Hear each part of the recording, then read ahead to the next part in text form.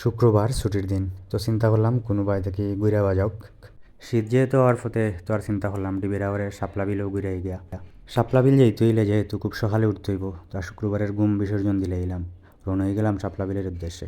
তো শাপলা বিল যেতে যেতে রোডেরই সৌন্দর্য খুবই সুন্দর লাগছে, কুয়াশাচ্ছন্ন একটা সকাল, খুব ভালো লাগছে। তো অবশেষে আইছি আমরা শাপলা বিলের খান্দাত, আর আইয়া তো দেখলাম প্রচুর মানুষ, প্রচুর গাড়ি।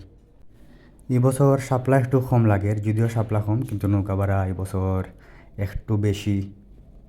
শুক্রবার হতে সেও আসলে 500 টাকার কমে যাইতেছেন না, 500 টাকায় 1 ঘন্টা ঘুরবা 6 জন।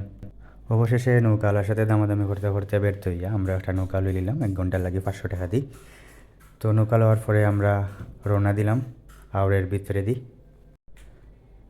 এবার লাগের যে আউড় একটু শাপলা কম ফুটছে, সেটাই জানি না, আমার কাছে লাগে হয়তো বা আমরা সিজনের ফার্স্টের দিকে যাচ্ছি, হয়তো বা পরে ফুটতে পারে, অথবা এবার একটু কমও ফুটছে, আই ডোন্ট নো। বাট যতটুকু ফুটছে মাশাল্লাহ খুব সুন্দর।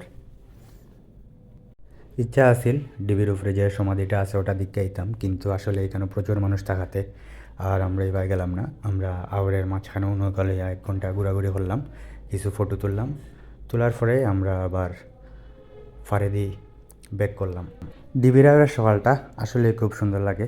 একদিকে মেঘালয়ের পাহাড়, হালকা হালকা কুয়াশা, আর একদিকে প্রচুর পরিমাণে লাল শাপলা।